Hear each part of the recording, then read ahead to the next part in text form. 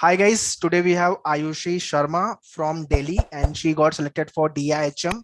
IHM Delhi, मतलब DIHM जो state government का Delhi IHM है. She got admission there and score wise if I talk about 636 is the score and 1115 is the rank.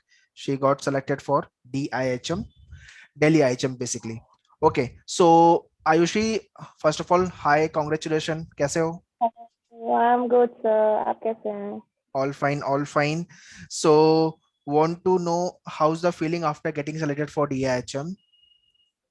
Feeling is something very different because मैंने ऐसा सोचा भी नहीं था कि मेरे को मतलब मिल जाएगा इसमें एडमिशन एंड अच्छा, वो अच्छा लगा। कल मेरे कॉलेज का शोकेस राउंड भी था तो मेरे को अच्छा लगा कॉलेज जाके एंड इट्स समथिंग कि हाँ what I want and I get it finally. Great great. So अभी दिल्ली में कॉलेज चालू हो गए हैं? कॉलेज, हाँ कॉलेज 8 से हमारे proper after Diwali vacation start हो जाएगा और अच्छा, अभी बस कल वो थोड़ा सा मीटअप राउंड था तो उसके लिए हम गए थे कॉलेज देखने के लिए। तो इट्स वेरी गुड, मतलब अच्छा लगा सबसे मिलके, टीचर्स सीनियर्स। या ओके ओके. वो फर्स्ट टाइम होता है एक्साइटमेंट, पहले कुछ दिन हाँ। उसके बाद फिर मेहनत चालू हो जाएगी. ठीक है, great. So enjoy your 3 years of journey in thank DIHM. You. So want to know about your academic, science commerce arts कौन सा बैकग्राउंड से हो और होटल मैनेजमेंट करना है, ये कब आया कि मुझे दिमाग में कि होटल मैनेजमेंट करना है? या I am from commerce background. तो मैंने पहले तो कभी सोचा भी नहीं था कि मैं मतलब एचएम करूंगी। हम्म. लेकिन after schooling I started job. तो मैंने जॉब जैसे की तो उसके बाद में मेरे को एक कैफे रेस्टोरेंट में जॉब मिली। तो वहां से मुझे लगा कि हाँ मैं इस लाइन में जॉब कर सकती हूँ। तो फिर मैंने उसमें पूरा प्रोफेशनलिज्म डिग्री लेने के लिए मैंने ये कोर्स में फॉर्म फिल किया दिस ईयर एंड उसके बाद मतलब पूरी कोचिंग स्टार्ट की और फिर प्रिपरेशन स्टार्ट की। जो 3 मंथ का लॉकडाउन लगा था खासकर वो बहुत मेरे लिए काम आया क्योंकि उस टाइम मैं घर पे थी, जॉब नहीं थी। तो मैंने पूरा प्रिपरेशन उस टाइम पे किया एंड उसके बाद एग्जाम दिया। Okay. So you join us for the live class, right? So कैसी रही आपकी लाइव क्लास की प्रिपरेशन और कितना हेल्पफुल था आपके प्रिपरेशन को लेकर के? लाइव क्लासेस मेरी बहुत अच्छी मतलब होती थी क्योंकि एक्चुअली मैं इवनिंग स्लॉट में थी। तो मेरे को टाइमिंग और वहाँ पे जो क्लासेस थी जो सर मतलब आप लोग मतलब बहुत हेल्पफुल थे क्योंकि वहाँ पे क्लासेस में मेरे को एक एक चीज बताई गई स्टेप वाइज। क्योंकि लाइक मैं मेरा क्या हुआ, मेरा बहुत गैप हो गया 12th के बाद। तो मेरे को तो बेसिक से मतलब क्योंकि माइंड में कुछ रहता नहीं है, एक बार हम अपनी पढ़ाई छोड़ देते हैं और जॉब स्टार्ट कर देते हैं तो हमें हमारे स्टडी का कुछ मतलब मैथ अकाउंट्स वो सब कुछ याद भी नहीं रहता।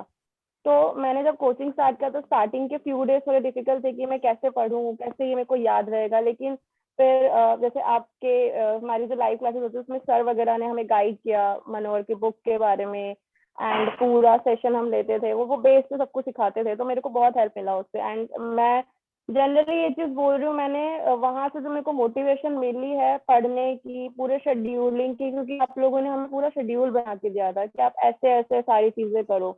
तो मैं वो स्टेप वाइज फॉलो करती थी और मेरे को मेरे सारे चैप्टर भी कंप्लीट हुए टाइम पे, मैंने अच्छे से पढ़ा भी, मेरे को चीजें समझ में भी आई। तो लाइक वो मेरे को बहुत हेल्प किया classes, live classes. Okay okay, very good. So जितने भी सेक्शन थे, इंग्लिश, मैथ्स, लॉजिक, आपका तो जीके हो गया, कौन सा सेक्शन आपको काफी टफ लगता है कि ये सेक्शन मुझे टफ लगता है तो मैं इसको कैसे, उसको आपने टैकल कैसे किया? मेरे को सबसे टफ लगता था एक तो जीके, क्योंकि मेरी जनरल नॉलेज स्कूल से ही बहुत खराब रही है। और उसको टैकल मैंने ऐसे ही किया कि जैसे आप लोगों ने हमें करंट अफेयर्स का पूरा एक वो मतलब दिया बूस्टर था। दे दिया था. जी हाँ उसमें, तो उसमें मॉक टेस्ट और मतलब मैं क्विज टेस्ट करती थी उसमें। तो मेरे को उससे क्या रहता था कि चीजें मैं देखती थी गलत भी होती थी तो उसमें फाइनल आंसर में मेरे को समझ में आता था और वो याद रहती थी वो क्विज प्ले करके। और वो हर दिन वो जो लाइव वीडियो वहाँ पे एक वीडियो रहती थी, रिकॉर्डेड वीडियो, वो मैं देखती थी कि ये इस मंथ का करंट अफेयर है, ये इस मंथ का करंट अफेयर है। तो उससे चीजें मेमोराइज रहती थी। और फिर उसके अलावा मेरे को मतलब आप हमारे जो जीके के सर थे उनके साइड से टिप था कि आप लोग न्यूज़पेपर पढ़ो। तो डेली न्यूज़पेपर, इंग्लिश न्यूज़पेपर भी मैं पढ़ती थी, उससे मेरे इंग्लिश में भी काफी हेल्प हुई थी और जीके की चीजों में भी ये था कि वहाँ पे अपडेट्स डेली वाइज मिलती थी, वो जो करंट अफेयर होता था वो न्यूज़पेपर बहुत हेल्प करता था उसमें, उसको मेमोराइज रखने के लिए। ओके, मैथ्स कैसी थी? मैथ्स सब ओके था? मैथ्स में कुछ मतलब ऐसा था, कुछ चैप्टर्स मेरे अच्छे थे मैथ्स में और कुछ तो मेरे को समझ ही नहीं आते थे, जैसे वो ट्रेन वाला, ठीक है, और टाइम स्पीड डिस्टेंस, डिस्टेंस। हाँ टाइम स्पीड, ये वाला मेरा मतलब बहुत ही ऐसा था कि मुझे नहीं समझ में आई ये चीजें, एंड तक दी एंड मैंने इसके क्वेश्चन अपने एग्जाम में छोड़े भी हैं, जितने भी इससे क्वेश्चन है मेरे से नहीं सॉल्व हुए थे, अच्छा। क्वांट एक दो या, क्योंकि कुछ चीजें ऐसी होती है लाइक हर एक सेक्शन वाइज में ना कुछ कुछ उसमें से चैप्टर्स ऐसे होते हैं जो हमें शायद हमें लगता है कि हम उन्हें पढ़ें और उससे वो स्कोरिंग होंगे, लेकिन फिर ना वो नहीं हो पाते, फिर उस पे फोकस करने की वजह है ना, हमारा जो अच्छी चीज है हम उसे छोड़ देते हैं। तो मैंने ये मिस्टेक नहीं किया, मेरे को जो नहीं अच्छा लग रहा था या मेरे को जो नहीं समझ में आ रहा था मैंने उस पर ध्यान दिया, लेकिन उतना नहीं कि मेरे को जो आ रही है चीजें मैं उसको भी छोड़ दूं उसको करने के लिए। So what do you think, अगर कोचिंग नहीं ज्वाइन करते तो क्रैक होता या नहीं होता? नहीं क्रैक नहीं होता। क्यों इसलिए क्रैक नहीं होता, कोचिंग मेरा फर्स्ट स्टेप इसीलिए था सर, मैंने ये एग्जाम जब दिया क्योंकि मेरे पास में ना ना तो कोई बुक थी, ना कोई आइडिया था कि मैं इसको कैसे करूंगी, एंड मेरा बहुत गैप भी था 12th से इस एग्जाम में, तो मेरे को तो पढ़ना ही पड़ता, मतलब मेरे को ऐसे कुछ याद भी नहीं था कि मैं मेरे को ये नॉलेज है ऑलरेडी, मैंने 11th 12th पढ़ा है और अब ये एग्जाम क्रैक हो जाएगा, तो मैं लाइक थोड़ा गूगल टिप्स लेके या बुक पढ़ के हो जाएगा, तो मेरे को तो कोचिंग लेना मैंडेटरी ही था।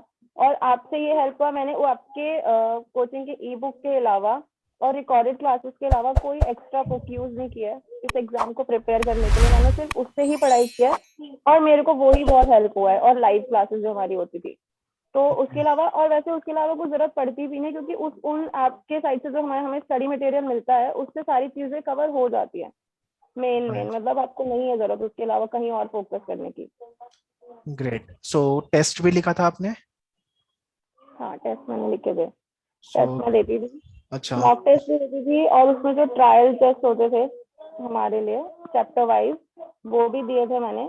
तो स्टार्टिंग में तो थोड़ा वैसे होता था डीमोटिवेट टाइप की, क्वेश्चन नहीं सही से सॉल्व होते थे, लेकिन धीरे धीरे करके फिर वो बार बार दिए और उनकी प्रैक्टिस की तो वो सॉल्व होने लगे थे, मार्क्स भी फिर उसमें अच्छे आते थे। Okay, great. ऑब्वियसली धीरे धीरे प्रैक्टिस करोगे, प्रैक्टिस मेक परफेक्ट, तो ग्रेजुअली यू इम्प्रूव। ओके, सो आयुषी, जो अभी नेक्स्ट ईयर जो स्टूडेंट प्रिपेयर करने वाले हैं उनको कोई टिप्स और सेशन देना चाहोगे आप? मैं बस उनको यही टिप देना चाहती हूँ कि एनसीएचएम इट्स समथिंग लाइक, लोग इसको ना बहुत लाइटली लेते हैं कि लाइक एग्जाम बहुत इजीली हो जाएगा क्रैक, लेकिन ऐसा नहीं है। क्वेश्चन हाँ इजी क्वेश्चंस भी होते हैं, हार्ड क्वेश्चंस भी होते हैं, बट ऐसा नहीं है कि आप पढ़ोगे नहीं तो आपका वो मतलब आप कर लोगे उसे क्रैक, नहीं कर पाओगे अगर आप पढ़ोगे नहीं प्रॉपर शेड्यूल से, चीजें बेस क्लियर नहीं है तो आप इस एग्जाम को क्रैक नहीं कर सकते। तो बस सिर्फ ये लाइटली मत लो इस एग्जाम को, अच्छे से पढ़ो, प्रिपेयर करो, ज्यादा मेहनत इसमें ऐसा नहीं है कि बहुत पढ़ना पड़ेगा, बहुत ज्यादा मेहनत है, नहीं उतनी नहीं है, लेकिन हाँ पढ़ना पड़ेगा, बिना पढ़े ये एग्जाम कैसे भी क्रैक नहीं होगा।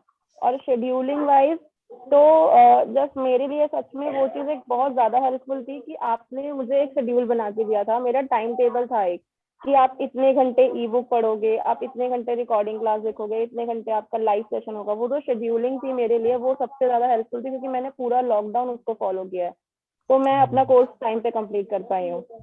Great, great. Basically you have to be discipline when you are preparing. या डेफिनेटली, एग्जैक्टली वो चीज तो सबसे ज्यादा बेटर करती है। अगर आप ये सोचोगे कि लॉजिकल है, अरे ये चैप्टर तो मुझे आते हैं मैं इन्हें छोड़ देता हूँ, आज मेरी लॉजिकल क्लास हुई है, मैं आज इसके इस चैप्टर का पहले प्री रिकॉर्डेड नहीं देखती हूँ, फिर मैं इसकी रिकॉर्डेड नहीं देखूंगी और मैं इसको सॉल्व नहीं करूंगी उसी दिन, तो आप भूल जाओगे और वो इजी जो होगा भी ना वो भी आपके माइंड से निकल जाएगा, तो वो आपको डिसिप्लिन वाइज उसको फॉलो करना होगा। Correct, correct. So guys, that's all from Ayushi side. I hope lots of aspirants, those who are preparing for the exam, must be learning from all the podcasts. So we'll see you in the next podcast. Thank you, Ayushi, coming and sharing your experience. Take care. Thank Bye you, bye. Bye.